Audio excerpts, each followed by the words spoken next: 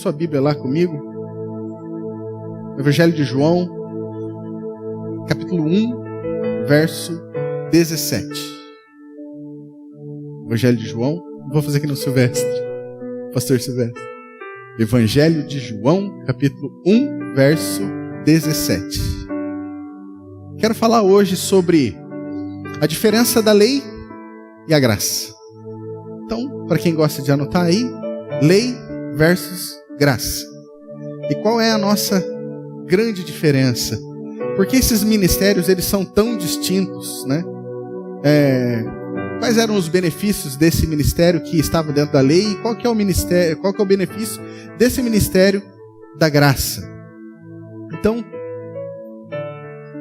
a Escritura Sagrada, ela diz assim: porque a lei foi dada por intermédio de Moisés.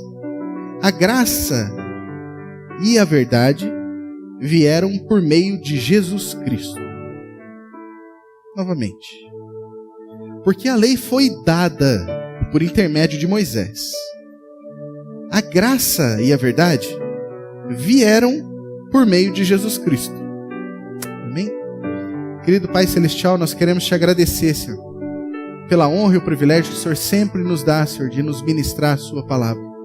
Obrigado, Senhor, porque essa é a sua palavra, Senhor. Quero me lembrar, Senhor, de que sou apenas o carteiro aqui, entregando a sua mensagem, Senhor, ao coração dos teus filhos. Ajuda, Senhor, esse carteiro aqui a lembrar que são filhos do Senhor que estão recebendo a tua palavra. Não são pecadores, não são pessoas que vivem debaixo do pecado, debaixo da lei. São pessoas que estão debaixo da graça. Me ajuda a lembrar disso, Senhor. De que são pessoas amadas pelo Senhor, de que o Senhor tem um carinho por eles. Sim, Deus, em nome de Jesus. Espírito Santo de Deus, envolve, Senhor, cada um dos filhos de Deus, debaixo da sua unção, debaixo da sua graça, e que a compreensão, Senhor, da tua palavra, Senhor, venha a ser decodificada, Senhor, no coração, no entendimento, que venha a ser revelada, Senhor, a cada um aqui, em o nome de Jesus que eu oro e agradeço, Senhor. Amém. Amém. Queridos, deixa lá o texto lá para mim, Jean, por gentileza. Olha só isso. Porque a lei foi dada por intermédio de Moisés. Então, preste atenção comigo. A lei foi dada. Quando alguém te chega e te dá alguma coisa, você tem muita escolha? A pessoa te coloca alguma coisa no colo, você teve muita escolha? Não, você não teve escolha nenhuma. A lei foi dada por intermédio de Moisés. A humanidade não teve escolha. Preste atenção comigo. Adão, quando ele caiu, a morte passou a reinar sobre a terra. Não existia lei. A morte começou a reinar sobre a terra. Até a vinda de Moisés.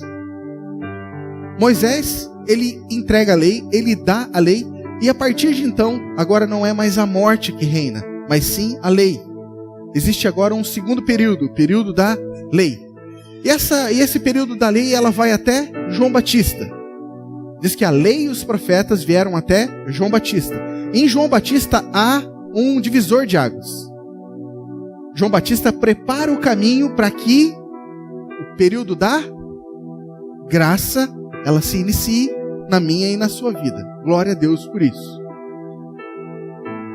A Bíblia diz, querido, que a graça e a verdade vieram por meio de Jesus. A lei foi te dada, você não teve escolha.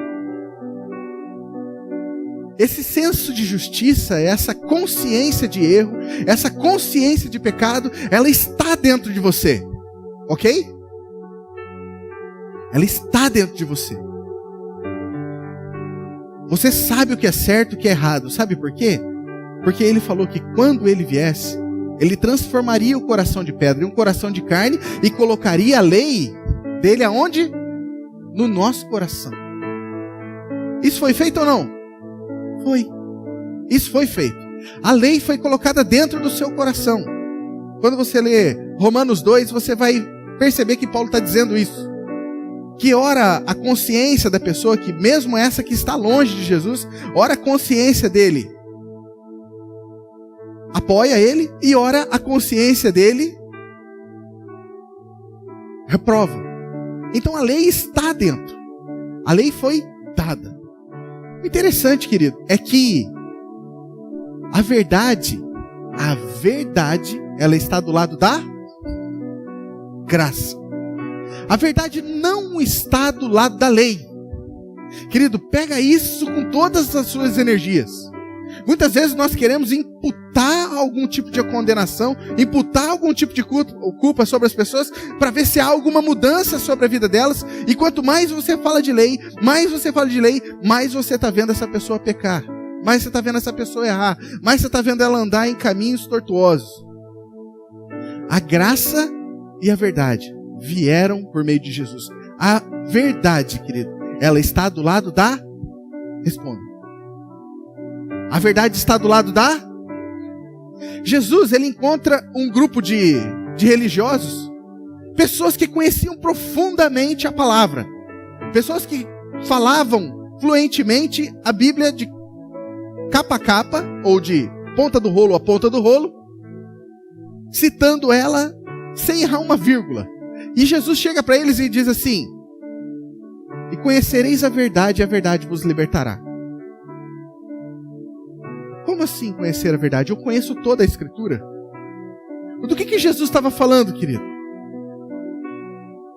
Se você conhecer uma verdade que está do outro lado de onde você está, você vai ser liberto.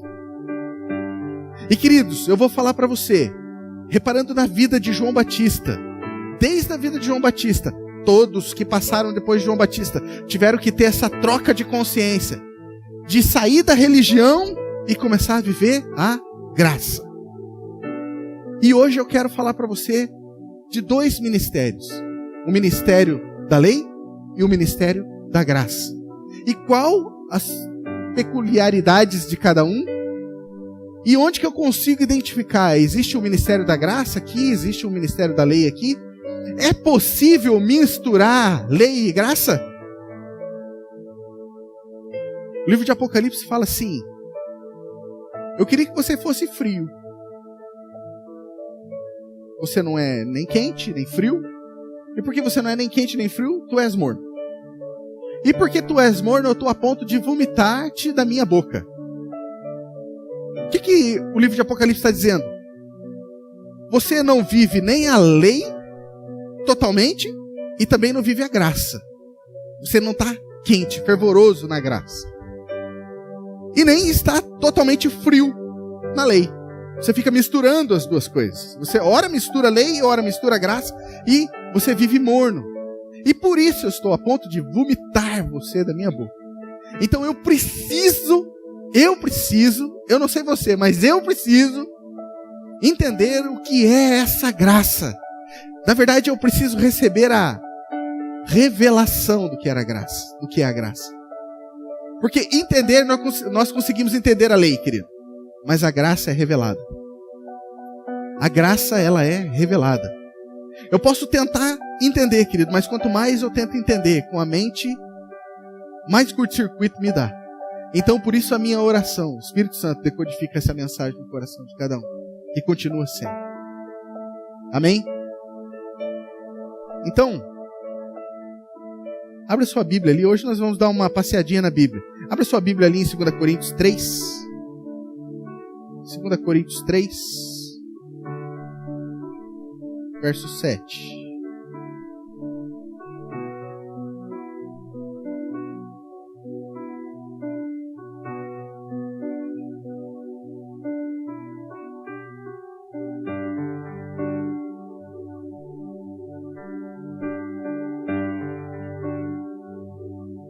Olha lá. Quem não abriu a Bíblia pode acompanhar aqui. Diz assim: e se o ministério da morte, gravado com letras em pedras, se revestiu de glória, a ponto de os filhos de Israel não poderem fitar a face de Moisés por causa da glória do seu rosto, ainda que se desvanecente, como não será de maior glória o ministério do Espírito? Porque se o ministério da condenação foi glória, em muito maior proporção será glorioso o ministério da justiça.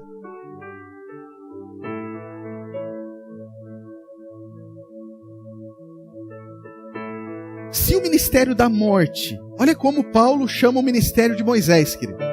Olha como Paulo chama as tábuas da lei.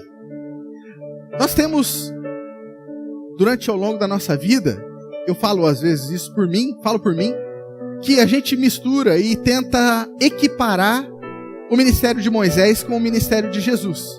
Porque afinal, Moisés subiu o Sinai, tremeram os montes, fumegaram os montes, trovões, relâmpagos, né? Um terror, densas nuvens. E Deus veio falar pessoalmente com Moisés. Deus, com seu próprio dedo, escreveu nas tábuas da lei e entregou para Moisés. Uau! Então, deve ter uma importância isso, e existe uma importância. Mas, olha o que Paulo está dizendo, querido. Que esse ministério chamado Ministério da Lei, ele chama esse ministério de Ministério da Morte. Esse que foi gravado com letras em pedras. E esse ministério, querido, esse Ministério da Lei, olha só, deixa lá, por gentileza. Esse Ministério da Morte, gravado com letras em pedras, ele se revestiu de glória. Agora deixa eu responder uma coisa para você. Pastor, por que quando a gente vai em um determinado lugar e tem lá as 7 cabeçadas lá no pé da cruz e eles falam para mim assim, se você quer ser feliz, então você tem que vir com a tua família aqui 7 dias, por 7 terças-feiras, e por 7 terças-feiras, aí a sua família vai ser restaurada, aí sim a sua família vai ser feliz. Pastor, como é que é isso? Eu não vivo pela barganha, mas esse meu esforço, eu quero te falar, pastor, um dia eu fiz uma campanha dessa e as coisas aconteceram. O ministério da morte, gravado com letras em pedras, se revestiu do quê? A ponto de os filhos de Israel não poderem fitar a face de Moisés. Queridos, deixa eu falar uma coisa bem clara para você. O ministério da lei, ele tem a sua glória. Ele tem a sua glória. Pastor, um dia eu passei lá pelo Vale do Sal e eu prosperei. Um dia eu peguei a rosa ungida e levei ela para minha casa. Um dia eu peguei a chave do não sei o quê, peguei a água de Israel e as coisas mudaram. Queridos, ministério da morte, gravado com letras em pedras. Aquele ministério, querido, ao qual eu que tenho que me esforçar, eu que tenho que me empenhar. É quase uma mandinga gospel. E eu vou te dizer, querido, que a nossa alma ama isso. A nossa alma ama isso. Ama. Me diz o que é que eu tenho que fazer, e aquilo que eu tenho que fazer, eu vou empreender energia, força, porque daí eu vou alcançar, né? Pode ser. Porque o ministério da condenação, ele tem sua glória. Agora, olha o que ele continua dizendo. Verso 8. Como não será de maior glória o ministério do Espírito? Preste atenção, querido. Existe o ministério da morte, o ministério da condenação e o ministério do Espírito. E Paulo está falando assim, se você já experimentou do ministério da lei, desse ministério de condenação, desse ministério de morte, e você já provou as coisas que esse ministério traz, essas coisas boas que ele traz, eu quero dizer uma coisa para você. Existem coisas muito maiores no ministério do Espírito. Olha lá a continuação, verso 9.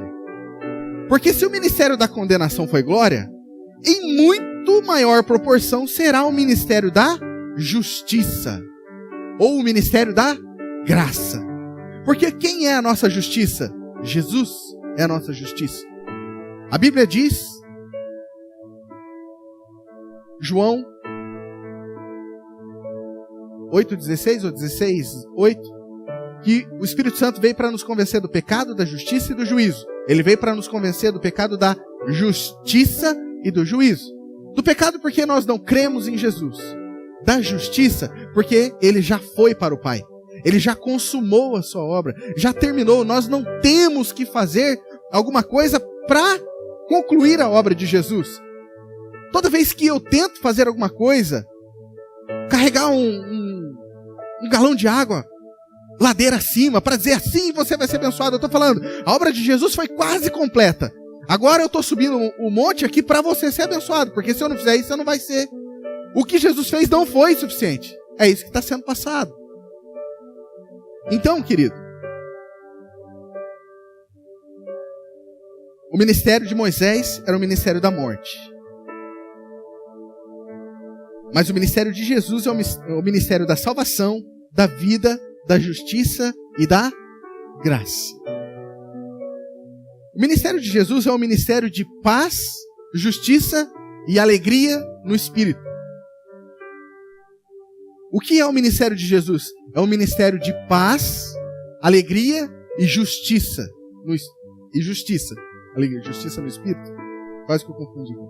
Abra aqui comigo João 3:17. Vamos dar uma olhadinha no ministério de Jesus. João 3.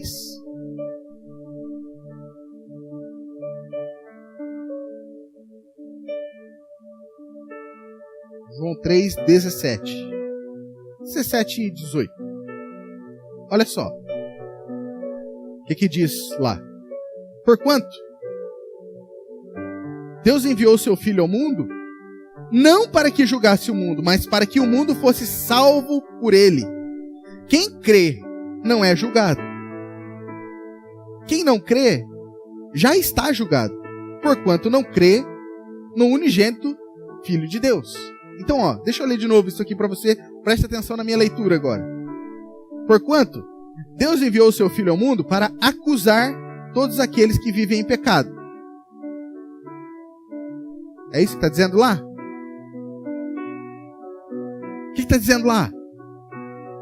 Olha só. Porquanto Deus enviou Jesus ao mundo, enviou o seu Filho ao mundo, não para que julgasse o mundo. Diga comigo isso. Não para que julgasse o mundo, mas para que o mundo fosse salvo por meio dele. Como é que o mundo ia ser salvo por meio dele? Verso 18. Quem crê não é julgado, ou quem pratica as obras não é julgado. É isso? Está escrito aí? Qual que deveria ser o lugar onde nós mais empreendemos força? Em fazer as obras ou crer em Jesus? O ministério de Jesus está baseado em crer, queridos. O ministério de Jesus está baseado em crer. Quando eu creio, eu acesso a graça. Quando eu acesso a graça me faz trabalhar mais que todos os outros. Como disse o pastor Silvestre semana passada. Eu não trabalho para alcançar alguma coisa. Não!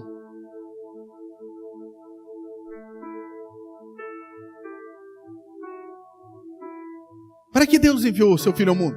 Responda para mim.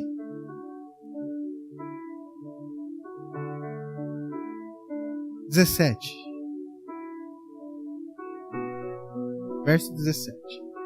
Por que Deus enviou seu Filho ao mundo? Para salvar o mundo. Deixa eu falar uma coisa para você, querido. Quando você encontrar com seus amigos, quando você encontrar com a sua família, não manifeste o ministério da lei. Não acuse as pessoas. Quem está me entendendo aqui? Você não faz mais parte do ministério da condenação. Nenhuma condenação há para aqueles que estão em Cristo Jesus. Se nenhuma acusação há sobre mim e sobre você, por que eu manifesto isso para as pessoas? Oi? Vocês estão me entendendo? Se nenhuma acusação há sobre mim, por que eu estou acusando as pessoas? É porque ainda existe acusação em mim.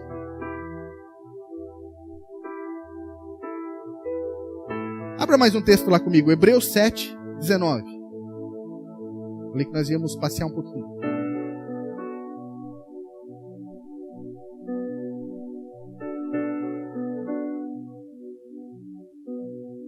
Queridos, isso é forte. Preste atenção. Olha lá. Pois a lei, ela vive aperfeiçoando as pessoas em tudo. É isso que está escrito ali?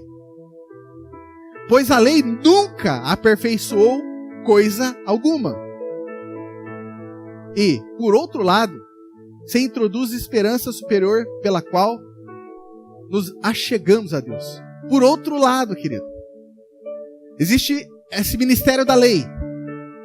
E por outro lado, o ministério do Espírito, que nos introduz uma esperança superior. pela qual nós nos achegamos a Deus. Pela lei, nós não nos achegávamos a Deus. Pela lei, nós tínhamos uma barreira, nós precisávamos de intercessores, nós precisávamos de sacerdotes. Na graça, você é sacerdote. O pastor está falando umas coisas aí que você vai empoderar as pessoas. Aleluia. Está entendendo? É isso aí. É isso mesmo. Tem que empoderar as pessoas. Você não precisa mais ficar preso a pessoas para que as pessoas orem por você. Queridos, posicionalmente, eu e você somos iguais para Deus. Funcionalmente, somos diferentes. Robertinho, por exemplo, trabalha na prefeitura. Ele tem uma função diferente. O Igor trabalha na academia. Tem uma função diferente. E assim por diante. Funcionalmente, nós somos diferentes. Posicionalmente, querido, nós somos reis e sacerdotes. Quem está me entendendo, levanta a tua mão aí e fala: obrigado, Jesus. O ministério de Moisés não aperfeiçoou ninguém. Mas pela graça, nós nos achegamos a Deus. Então, primeiro ponto da mensagem, isso foi só a introdução. Eu vou ter que parar, vou ter que pregar isso outro dia. Ministério da morte. Abra comigo lá em Êxodo. Abra para mim lá já. Êxodo 31, 18. Êxodo 31, 18. Querido, se você absorver o que eu vou falar hoje aqui até o final, e o Espírito Santo revelar isso para você, você nunca mais vai ser o mesmo. Não, você não entendeu. Se o Espírito Santo revelar isso para você, você nunca mais vai ser o mesmo. Essa semana que passou, eu tive o privilégio de conversar com um pastor da cidade, que eu amo, tenho tido um relacionamento bem gostoso com ele, e ele tem uma igreja aí que está quase com o dobro da nossa igreja aí de número de membros, e ele me chamou e falou assim: pastor, eu vou trazer uma mensagem de oferta, falando sobre a oferta, desse jeito, e eu tive a oportunidade de, por 5 minutos, falar da graça para ele. Falei para ele na quarta-feira. Na sexta-feira, o pastor Rideu estava junto comigo, e nós fomos ministrando a graça. Quando a gente começou a falar, ele correu atrás do celular, começou a anotar. Vai devagar, e foi anotando. E o que eu pensei? Ele achou legal, né? Foi uma revelação que ele achou bacana. E aí, peguei e fui embora. Na sexta-feira teve a reunião do conselho de pastores. O pastor eu estava lá. Esse pastor falou assim: pastor Fábio, aqueles 5 minutos de conversa que nós tivemos a respeito daquilo que você falou para mim sobre Zaqueu, mudou minha vida. Queridos, não é um Zé Mané. Você acha que eu tenho o poder de mudar a vida de alguém?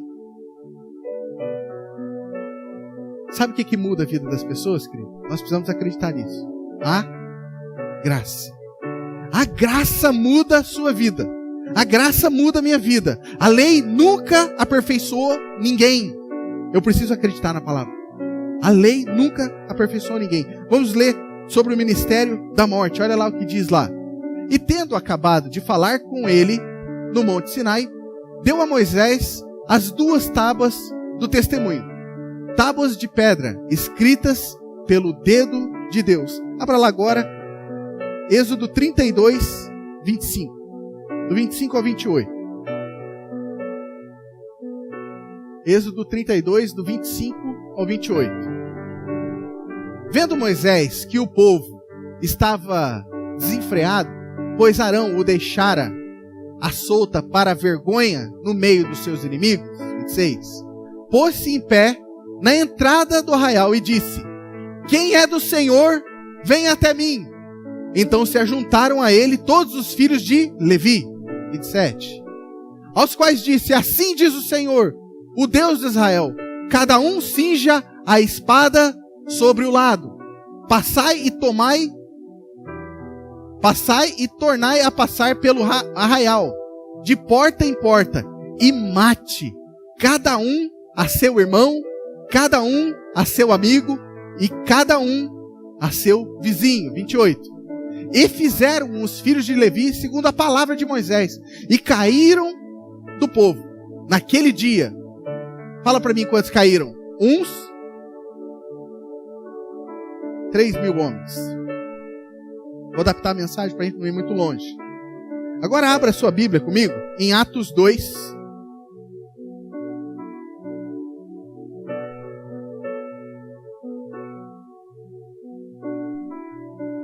Atos 2.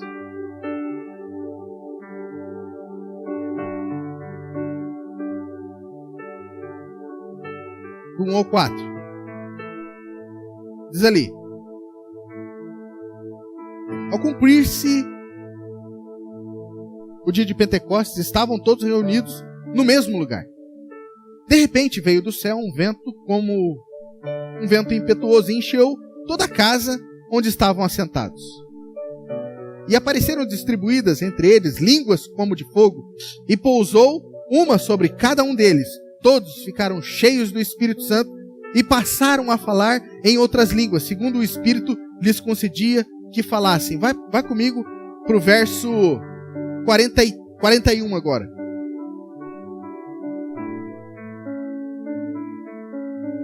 Então, os que aceitaram a palavra foram batizados, havendo um acréscimo naquele dia de quantos?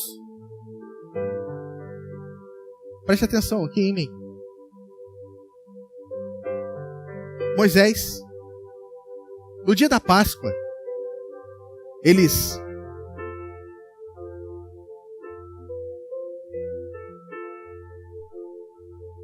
matam aquele animal, aquele cordeiro, e eles passam na verga das portas, um símbolo da cruz, aqui e aqui. O anjo passa e leva os primogênitos. Preste atenção nisso. O anjo passa e leva os primogênitos. No outro dia, eles falaram: o primogênito morreu, leva esse povo embora daqui. Moisés pega aquele povo. No dia da Páscoa, ele sai com aquele povo. Ele passa, tem toda aquela fuga, o pessoal correndo atrás dele, o mar se abre, ele atravessa.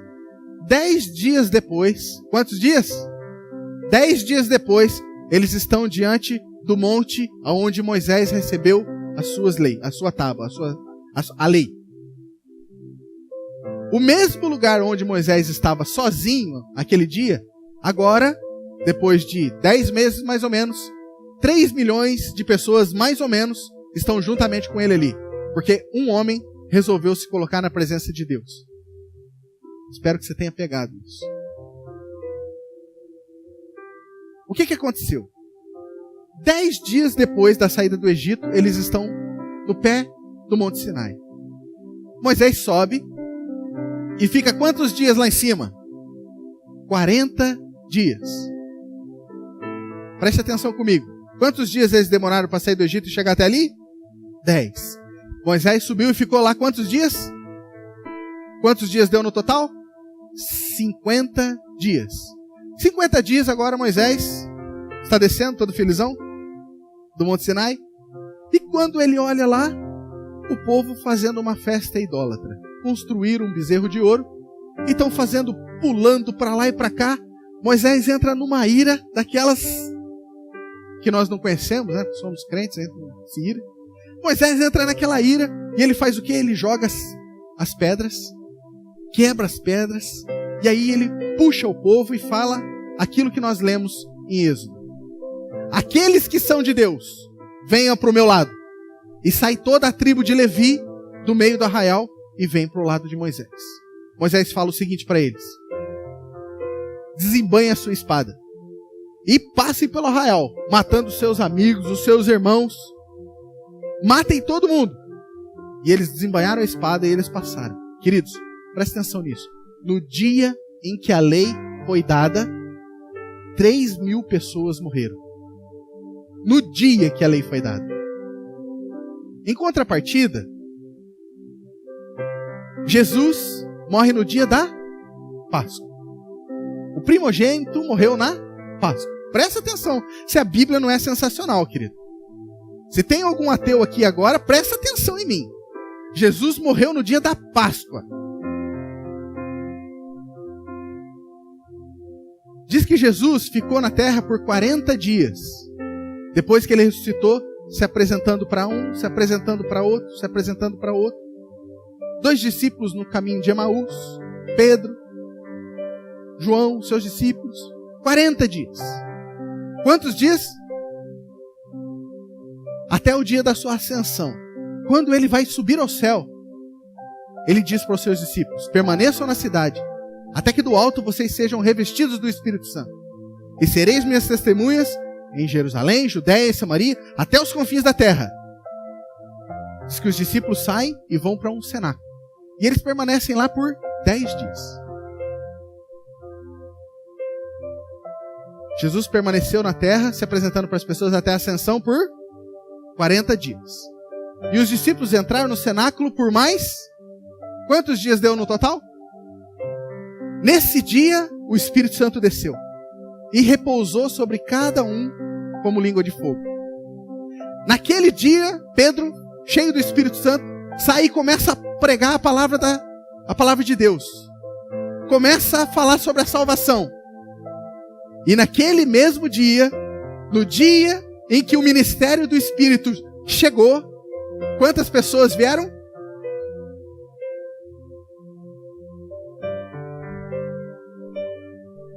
De qual ministério eu quero fazer parte? Do ministério que traz vida para a vida das pessoas ou do ministério que traz condenação e morte para a vida das pessoas? Eu preciso decidir.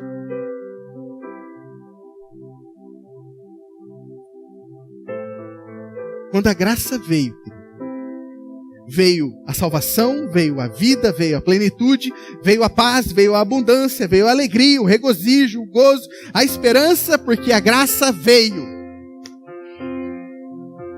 Aleluia! Nós precisamos entender a diferença entre que a lei mata e a graça vivifica. Queridos, nós não precisamos vir para a igreja para aprender lei. Ela já foi dada para você. Ela já está dentro de você. Quando você peca, me desculpe, quando você erra, você não vive nessa prática do pecado. Quando você tropeça, quando você desliza, você sabe que você errou, deslizou ou não? Precisa alguém te falar?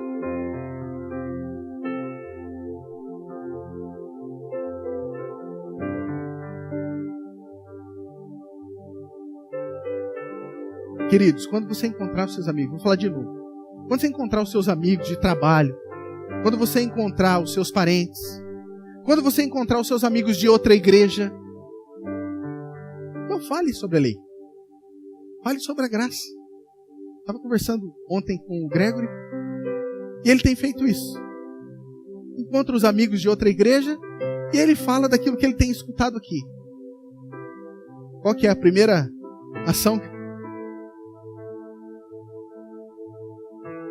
Não.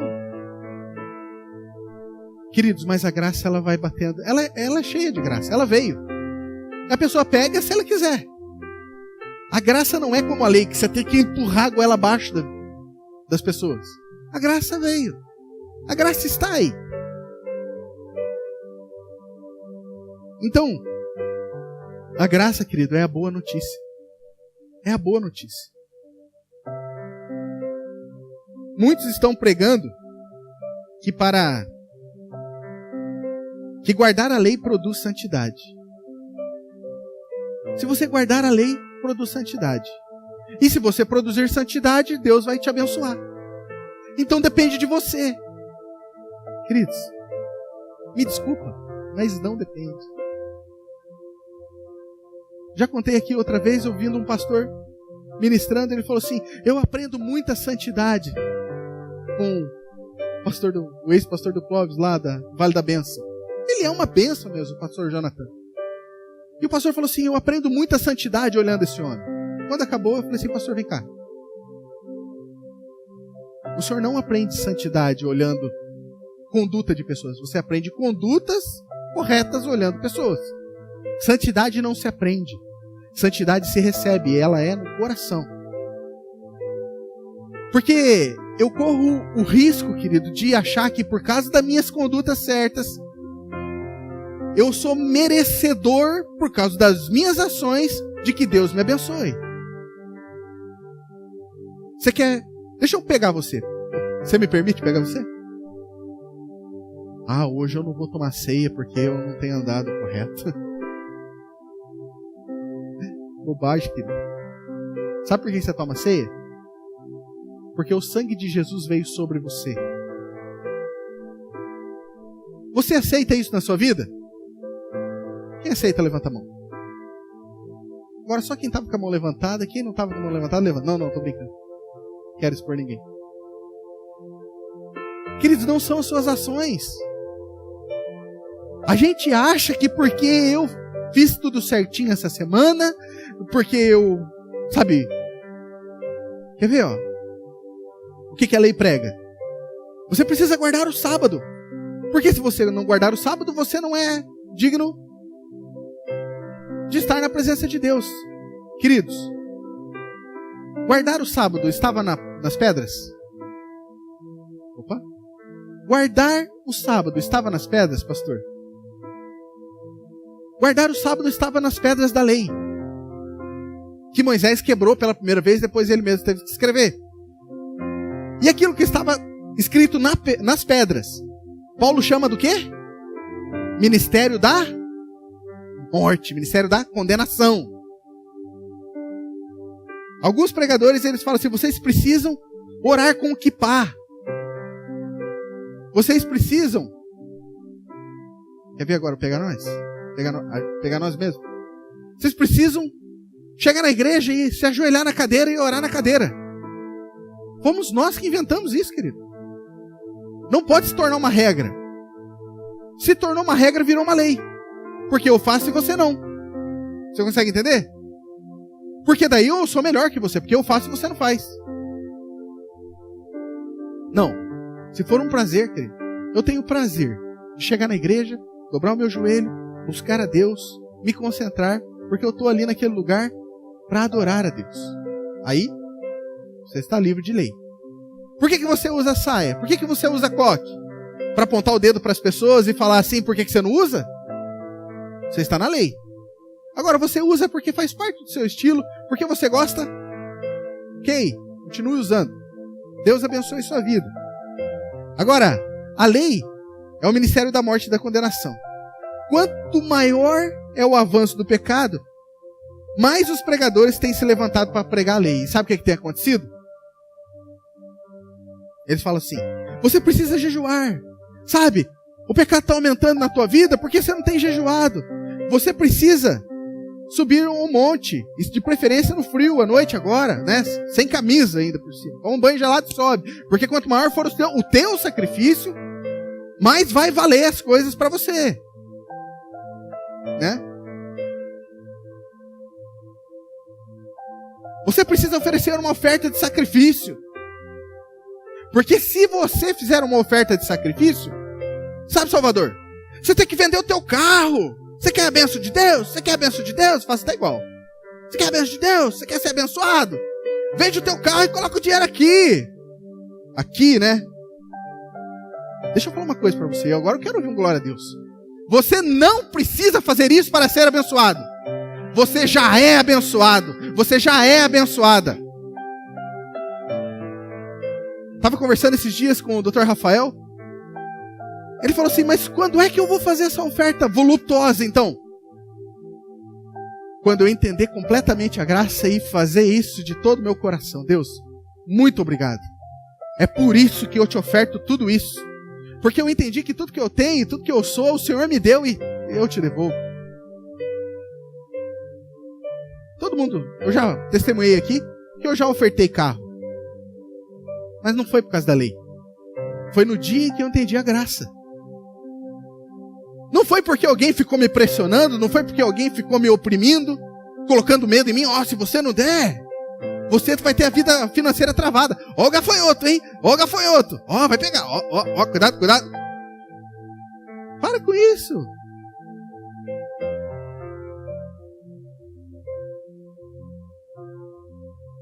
Você não pode cortar o cabelo. Imagina eu, né? Eu ia virar o Bozo. Você não pode raspar a perna, não pode raspar o sovaco, né? Mulherada aí, meu Deus.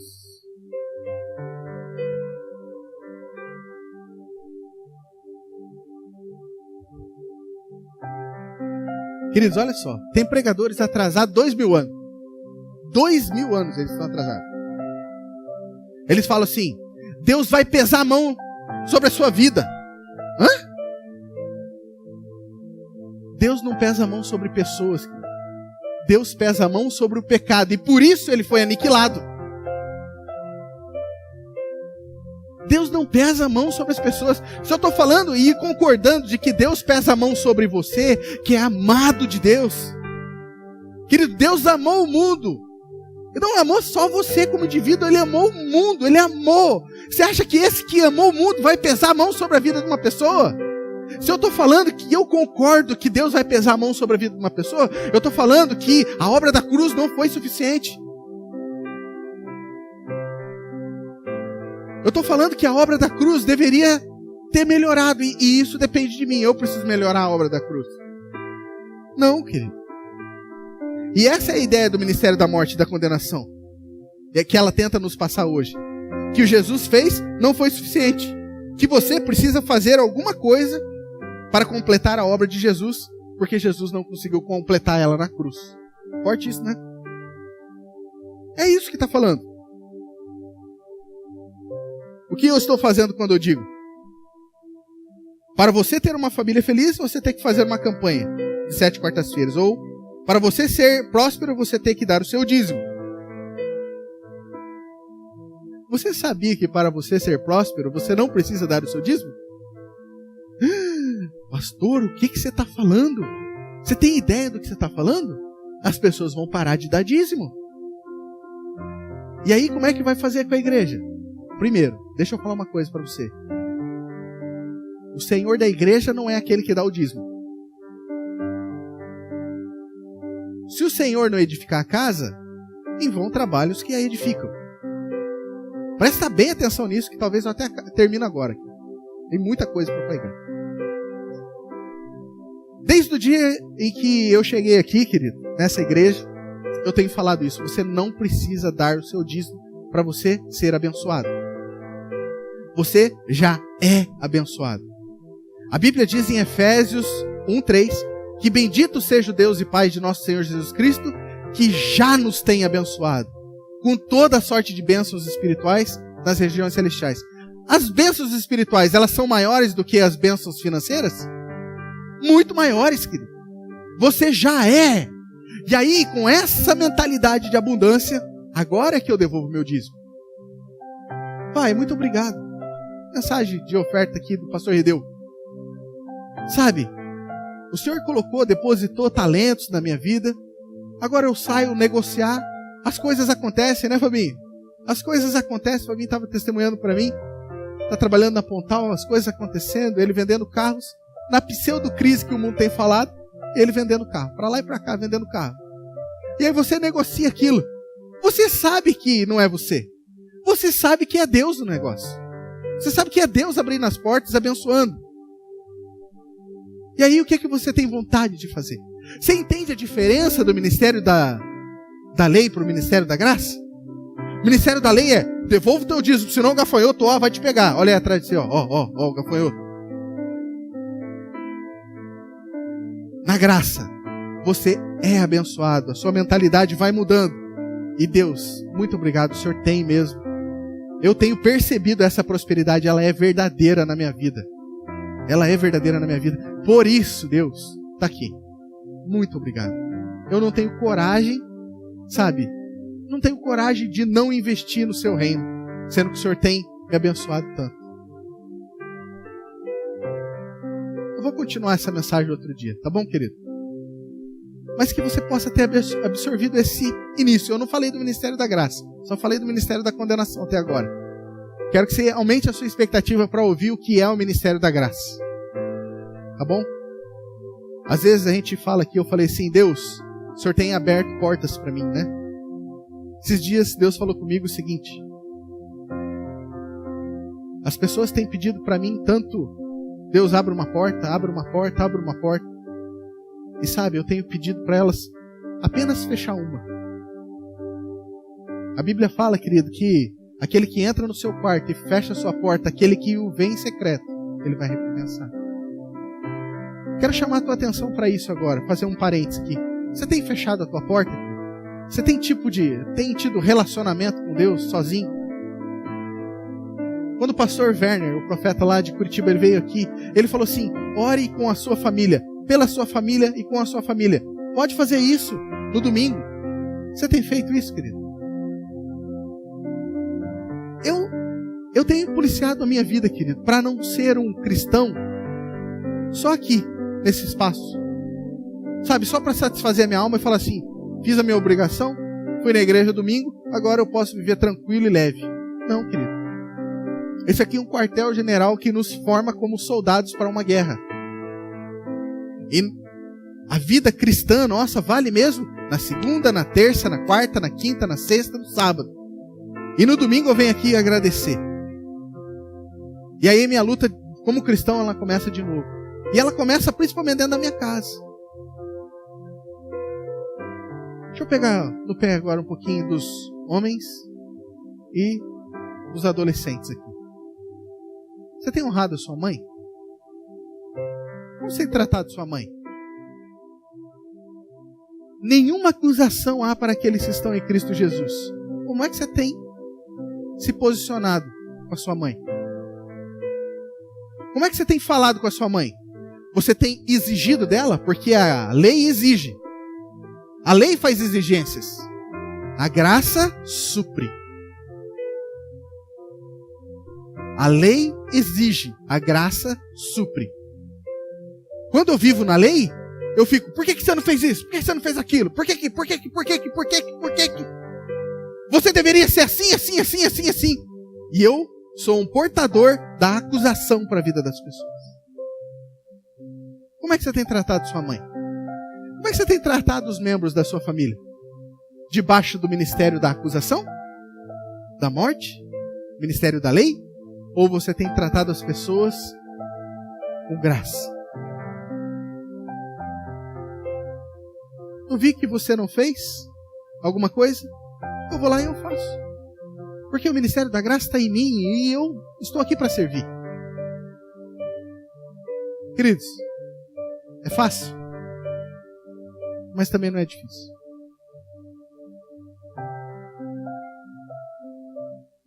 Que a gente possa se policiar um pouco melhor sobre essas coisas.